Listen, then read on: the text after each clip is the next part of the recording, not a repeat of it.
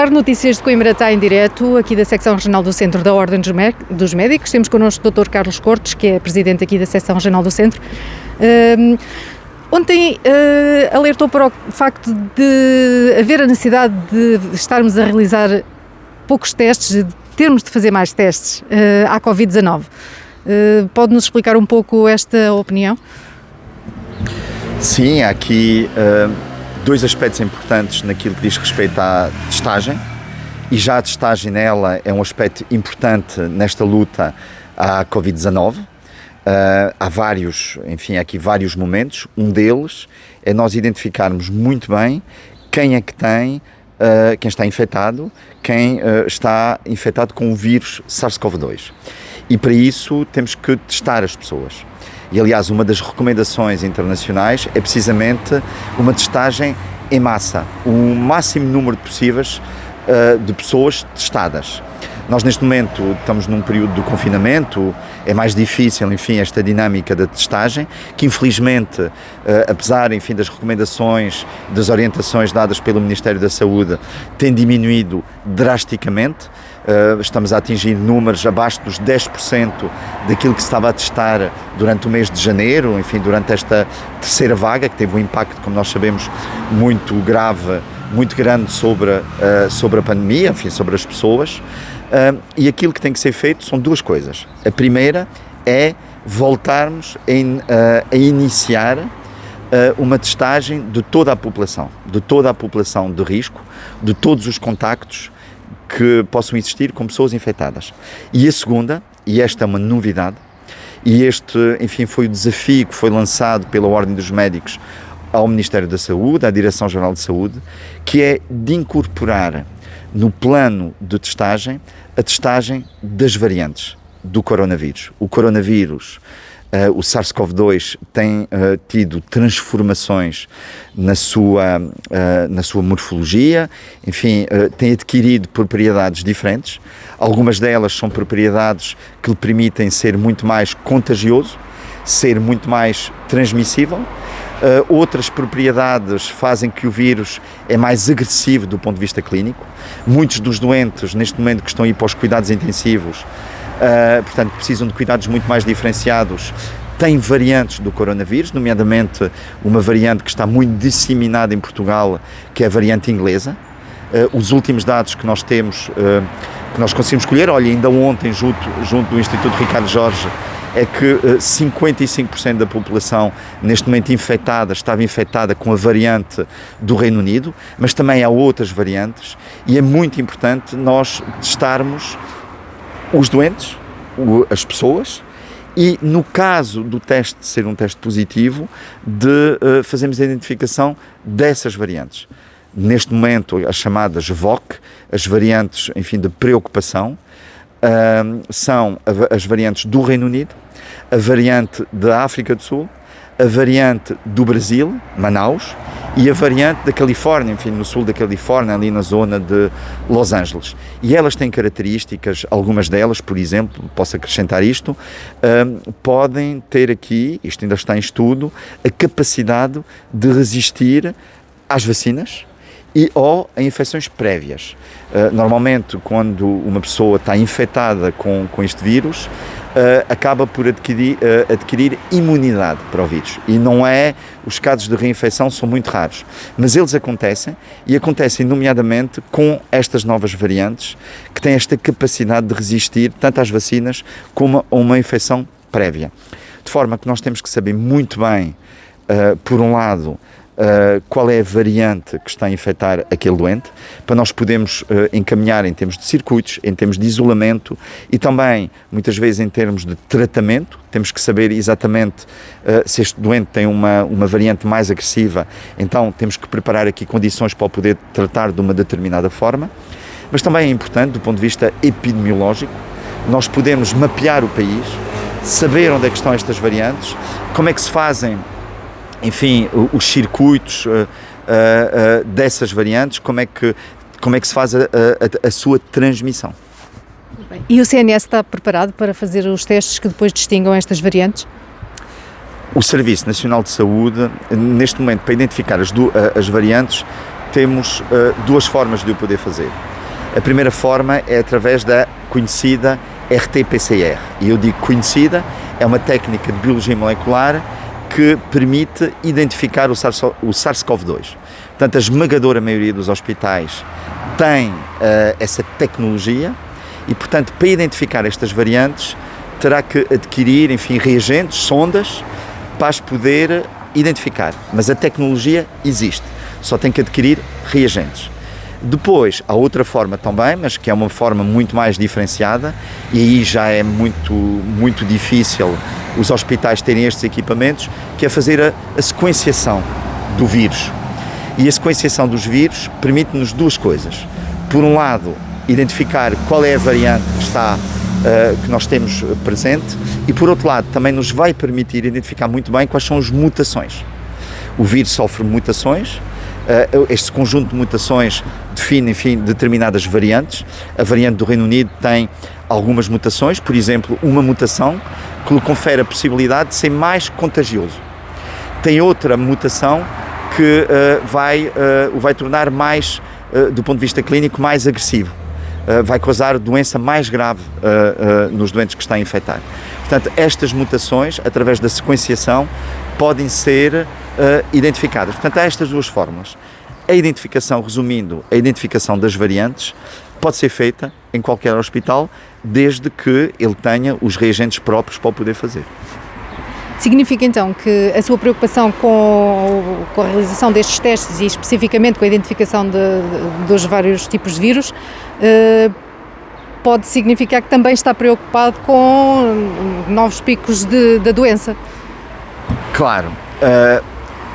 O surgimento das variantes do SARS-CoV-2 pode, de alguma forma, apagar tudo aquilo que nós conhecemos sobre o vírus SARS-CoV-2.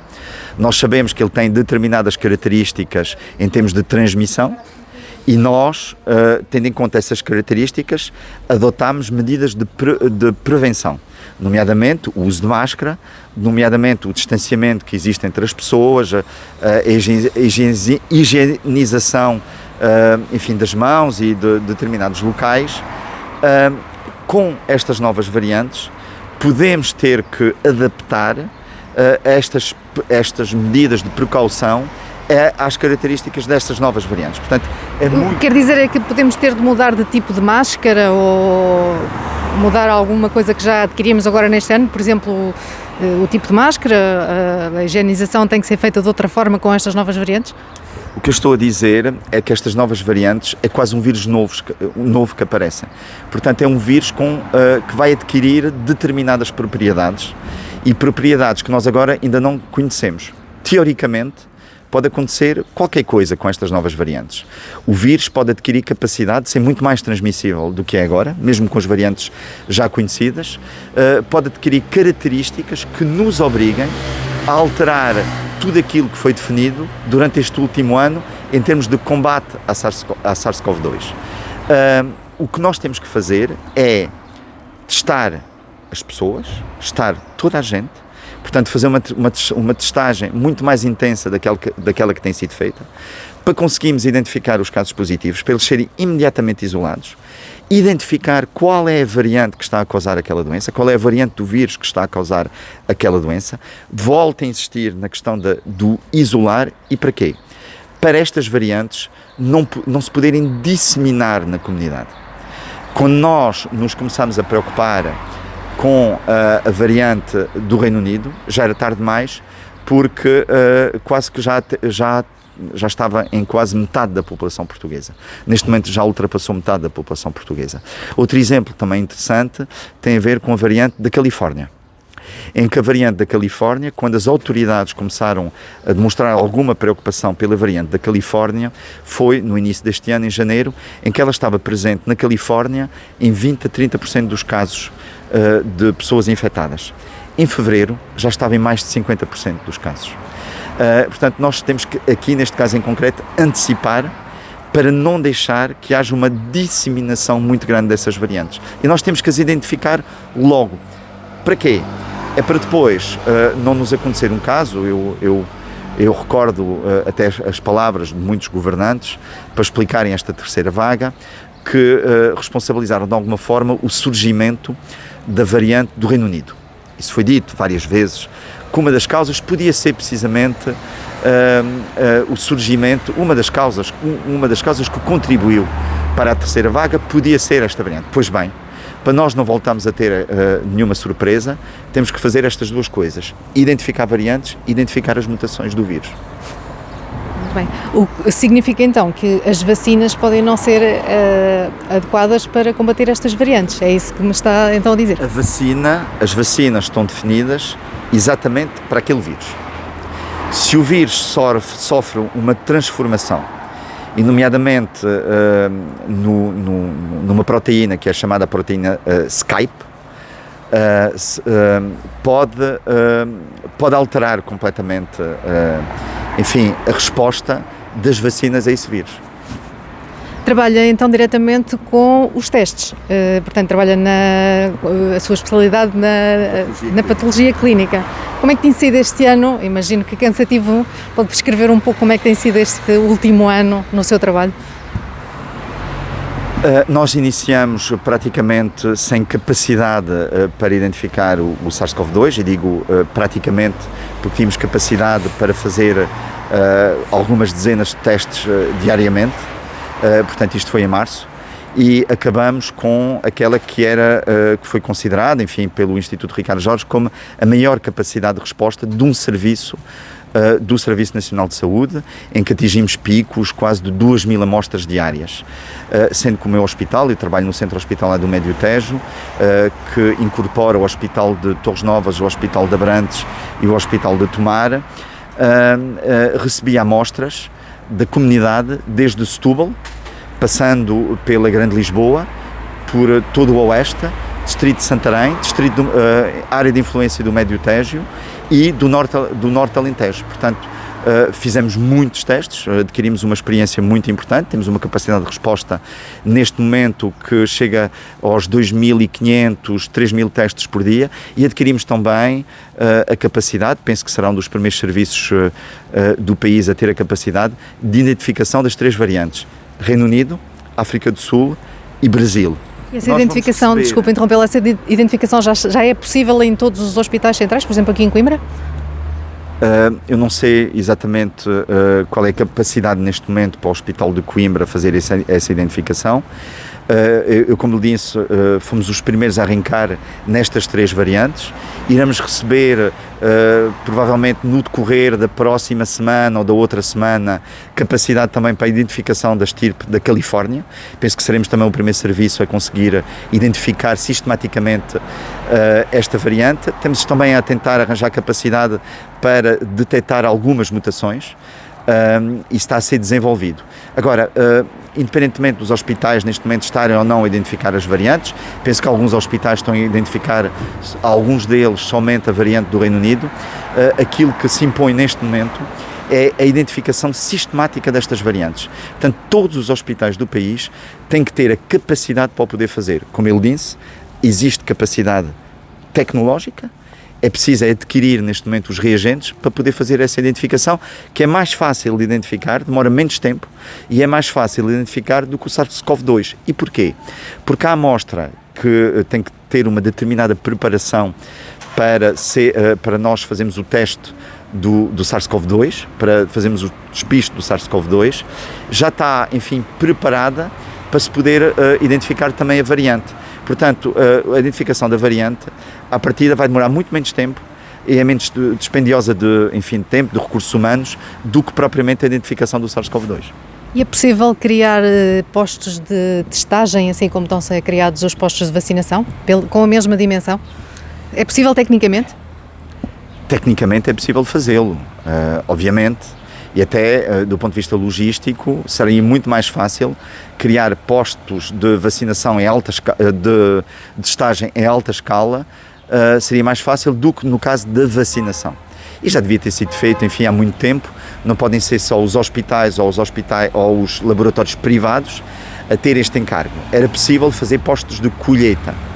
e depois estas colheitas iriam ser direcionadas para os hospitais, as amostras, para os hospitais ou para os laboratórios privados para procederem à identificação. Mas de facto isso devia ter sido feito, não foi feito, não. Houve a oportunidade durante um ano para o fazer, houve aqui um ou outro exemplo, enfim, de pequenos centros de testagem, mas para fazer esta testagem em massa, efetivamente tem que haver postos de testagem em todos os locais, enfim, em todas as cidades, em todos os locais onde há pessoas a testar. Essa pode ser a justificação também para, pelo menos, uma parte de diminuição dos casos de Covid em Portugal na última semana? Uma justificação. Se não haver centros de testagem pode contribuir para a diminuição dos casos? A identificação dos casos? Pode haver menos casos que não estão Pronto, esse é sempre o problema. Nós só teremos a certeza de termos todos os casos se as pessoas forem todas testadas. Obviamente não podemos de um dia para o outro testar os 10 milhões de portugueses. Tem que haver aqui critérios de testagem. Estes critérios, de alguma forma, estão definidos. Do nosso ponto de vista, são insuficientes. Devemos testar ainda mais. A testagem tem que ser muito mais alargada e, sobretudo, tem que ser muito mais aberta. Isto é, as próprias pessoas com, obviamente, aqui uma prescrição médica, deveriam poder, com muita facilidade, se dirigir precisamente a esse centro de testagem e fazer imediatamente a colheita para o SARS-CoV-2. Portanto, é um dos caminhos, a par com a vacinação, para conseguirmos combater essa pandemia. No fundo, é isso que nos diz. Não há dúvida nenhuma. Para nós termos as medidas de saúde pública que são implementadas, precisamos de saber quem é que vamos isolar. Precisamos de saber quem são as pessoas que estão infectadas. E para o sabermos, temos que as testar e temos que ter um resultado. Muito obrigado.